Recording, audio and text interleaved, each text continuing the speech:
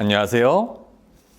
피부과 전문의 심현철입니다. 자, 어떤 사람의 얼굴의 볼륨이 자연스럽게 올라갔는데 얼굴에 살이 찐 건가? 그냥 막연하게 생각하시는 분들이 많습니다. 자, 분명 몸은 그대로인데 얼굴만 요목조목 필요한 부분에만 자연스럽게 볼륨이 올라가 있어서 얼굴이 동안으로 보이는 분들이 계신데, 오늘은 이렇게 얼굴 볼륨을 자연스럽게 올리는 법에 대해 알아보겠습니다. 바로 시작하겠습니다. 얼굴의 전체적인 볼륨을 올리기 위해서 예전부터 많이 쓰였던 것은 스컬트라입니다.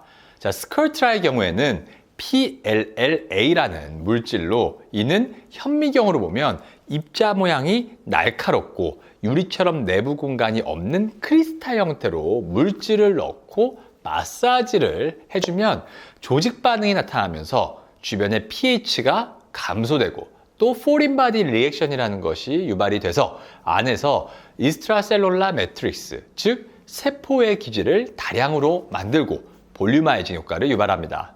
장점은 이 볼륨아이징 효과가 크지만 단점으로는 너무 과하면 단단하게 뭉쳐지거나 돌출되는 현상이 있을 수도 있으니 시술자의 스킬이 중요합니다. 주베룩 볼륨의 경우에는 PDLA라는 물질로 현미경으로 보면 분자 간격이 약해서 폼 타입, 즉 약간 스폰지볼과 같은 형태가 나타납니다. 즉 스컬트라처럼 안이 빽빽하고 뾰족한 물질이라기보다는 둥글고 안이 좀 성글어 있는 형태입니다. 입자 주변을 문질렀을 때 스컬트라처럼 강한 산성을 나타내지 않고 포린 바디 리액션도 적게 나타나지만 반면에 조직 적합성이 뛰어납니다. 또한 입자가 작아서 피부층에도 주입이 가능하고 단단하게 뭉쳐지는 현상이 적습니다. 자, 주베룩은 입자의 크기에 따라서 첫 번째 주베룩, 두 번째 주베룩 볼륨으로 나뉘는데, 쉽게 생각하면 챗망에다가 이렇게 떨어뜨려서 입자가 작아서 통과하는 것은 주베룩, 입자가 커서 걸러지는 것은 주베룩 볼륨이라고 생각하시면 됩니다. 여기서 입자가 큰 주베룩 볼륨은 자연스러운 볼륨을 증가시키는데 굉장히 활발히 사용되고 있습니다. 자, 그럼 주베룩 볼륨의 장점에 대해 알아보면 첫 번째는 뭉치거나 결절이 생길 가능성이 훨씬 낮습니다. 자, 그렇기 때문에 비교적 안전하게 시술할 수 있습니다.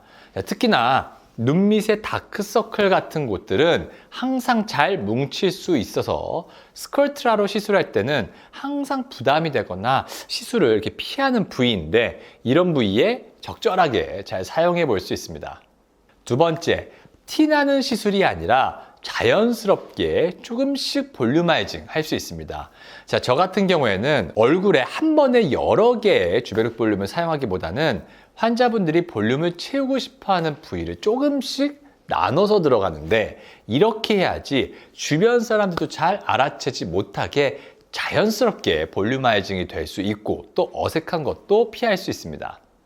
세 번째는 피부 탄력이나 잔주름 개선에 도움이 됩니다.